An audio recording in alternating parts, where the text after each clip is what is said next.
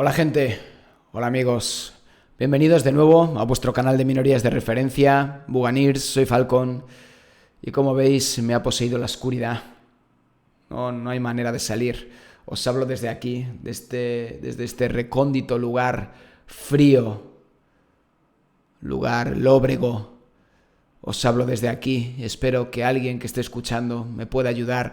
No hombre, no, este es mi escritorio, lo que pasa es que ahora mismo... hay un problema con los drivers de grabación de AMD y bueno, tengo un programita que se llama Wallpaper Engine con lo que son, pues eso, wallpapers o fondos de escritorio dinámicos, o sea, como vídeos, digamos así, y hay algún tipo de problema, tengo que desactivarlo, así que bueno, así también es un fondo bastante más neutro para que estéis relajados, estéis viendo este vídeo tomando unas bayas, momento zen, y estéis relajados para que podáis absorber toda la información que os voy a dar en un momento de manera fácil y sencilla. Así que vamos directamente a por este Thunderbolt de la tarjeta gráfica de las RX, en este caso 6900 XT, aplicable a otras tarjetas como las 6800 XT, 6800, 6700, pero seguramente en esos casos, creo que la de 6800 XT tiene la misma, lo que es la misma frecuencia, pero en otros casos sí que... os puede valer de punto de referencia, pero tendréis que jugar con las diferentes frecuencias y diferentes seguramente aportes de voltajes, ¿vale? Bueno, sobre todo, antes de nada, deciros que estos vídeos van orientados para gente que nunca han estado con drivers de AMD, pues o bien porque ha estado toda su vida con Nvidia y ahora por el tema de la pandemia y por los elevados precios de Nvidia, pues han conseguido alguna tarjeta de AMD, o bien porque no han tenido ningún ordenador en su vida o son chavalitos y que empiezan ahora con este tema y les compraron su primer ordenador, pues no han tenido en su vida ni tarjetas Nvidia ni AMD y les ha tocado una tarjeta AMD. Pues que sepáis que esto de Thunderbolt básicamente es algo que no daña vuestra tarjeta, sino que le quitáis voltaje, lo cual significa que va a haber menos calor en la tarjeta, va a ser menos dañino, lo único que vais a chuchar un poquito lo que son las frecuencias y lo único que os va a pasar es que si con esa, digamos, energía que le aportáis, esos microvoltios que le aportáis, no es suficiente para rendir a la frecuencia que le pedís, pues la tarjeta se va a bloquear. Es lo único que va a pasar, no hay ningún tipo de problema. Cuando reiniciéis el ordenador va a volver a un estado, a un perfil estándar por seguridad y podéis cargar vuestro perfil de Thunderbolt y seguir toqueteando para encontrar vuestra propia estabilidad, vuestros parámetros que os aporten más estabilidad. Bueno, esto es básicamente estoy aquí en la pantalla de inicio porque os quiero comentar que yo, para mí, que aún sigo siendo usuario de AMD desde hace tiempo, de drivers de AMD, que sí que tiene a favor pues el tema visual, muy bonito, muy llamativo, pero sí que a nivel de uso cotidiano es poco intuitivo. Entonces me voy a poner, porque seguramente apareceréis en esta pantalla al principio, cómo poder llegar primero a esa pantalla, ¿vale? Tenéis que llegar a la pestañita o el menú de rendimiento, que aparece entre submenús, pues en ajuste, rendimiento, ajuste, y aquí vais a estar en vuestro, bueno, para poder regular lo que os comento, hacer vuestro Thunderbolt. Lo vamos a poner con automático predeterminado, para que sepáis, vamos haciendo todo desde el principio. Creo que este, si no me equivoco, es el ajuste que os va a venir desde el principio, con la tarjeta automático predeterminado, y como veis, pues bueno, hay varios campos aquí para bajar el voltaje a la GPU, aumentar velocidad del reloj, aumentar velocidad del reloj de la VRAM, pero son como perfiles separados. Yo lo que voy a hacer es aunar estos tres en uno, y eso es lo que se llama Thunderbolt de manera manual, ¿vale? Por eso es una guía para la gente que nunca lo haya hecho antes, pues para poder ayudarlo. Si por ejemplo ponemos aquí bajar el voltaje de la GPU, veis que automáticamente los propios drivers detectan como unos voltajes, en este caso son 1150 microvoltios, que es el voltaje mínimo para que la tarjeta no dé problemas, ¿vale? Y por eso me gustan más los ajustes manuales, porque podéis ajustar muchísimo más estos valores. Yo, por ejemplo, ya lo vais a ver ahora, trabajo en 1100 microvoltios, lo que supone una barbaridad, 50 microvoltios menos con mayores frecuencias. Entonces es mucho más rentable hacer lo que es el undervolt manual de lo que te viene aquí, que no deja de ser limitado y como al ser más seguro para que no crashe la tarjeta, no llega tanto a los límites que podéis llegar vosotros, ¿vale? Entonces, lo primero que tenemos que hacer es ponerlo manual y os vienen estos 4 ajustes en desactivados, tenéis que activar los 4. Yo lo que voy a hacer es ya tener un perfil, aquí podéis guardar y cargar los perfiles que tengáis, ¿vale? En caso de, por ejemplo, pues si se os crashea la tarjeta buscando ajustes un poco más extremos, recordad que la tarjeta, los drivers os ponen un perfil estándar, ¿vale? En automático predeterminado, y tendréis que cargar el perfil que teníais. Yo, por ejemplo, tengo en documentos en la carpeta Radeon Wattman. Estos son las que tenía de la Vega 56 y este es el que tengo de la RX 6900 XT. En este caso, pues bueno, como os decía, activar los 4 apartados y vamos a ir ahora uno por uno. El ajuste de la GPU, activáis el control avanzado para que estos 3 sliders o deslizadores aparezcan. La frecuencia mínima de megahercios, evidentemente queremos que cuanta mínima frecuencia esté, en este caso es 500, pues se quede ahí, ¿vale? Porque cuando trabaje, por ejemplo, en 2D, que trabaje a la mínima frecuencia, no vais a poner a 1000 megahercios, no tiene sentido ninguno. Se trata de que genere la mínima cantidad de calor posible. Y esto es lo que más nos interesa, porque son las frecuencias con las que la tarjeta va a buscar los picos de trabajo, ¿vale? Cuando hay aplicaciones 3D fuertes como juegos o aplicaciones incluso de renderizado en 3D, pues es cuando va a trabajar con estas frecuencias, ¿vale? Entonces sí que nos interesa esto, ajustar al máximo. En mi caso he probado varias frecuencias, la más estable son 2600 MHz, ¿vale? Con voltajes de 1100 MHz. Aquí os voy a hacer como una especie de paréntesis, y sí que he probado a bajarle a menos, 1000, incluso probé desde 1075 hasta 1100 donde lo tengo puesto.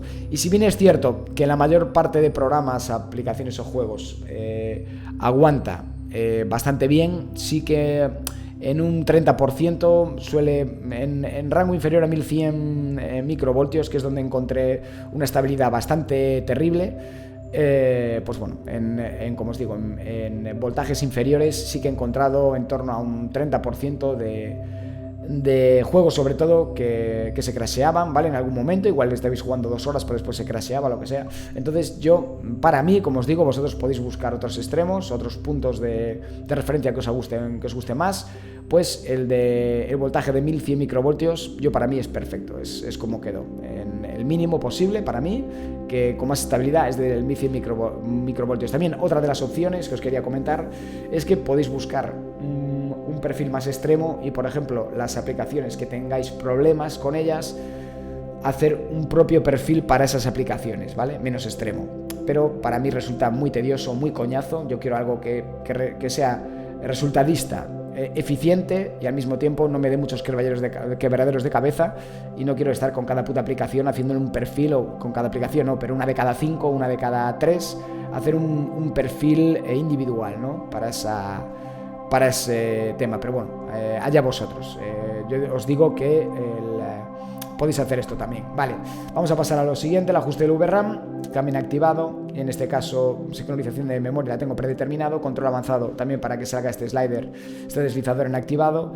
Y aquí lo único que podemos modificar son la frecuencia máxima en megahercios. Yo la tengo al máximo, 2150, ¿vale? Lo que puede dar aquí por lo menos por software las memorias. Y aquí el siguiente apartado es ajuste de ventiladores, activado.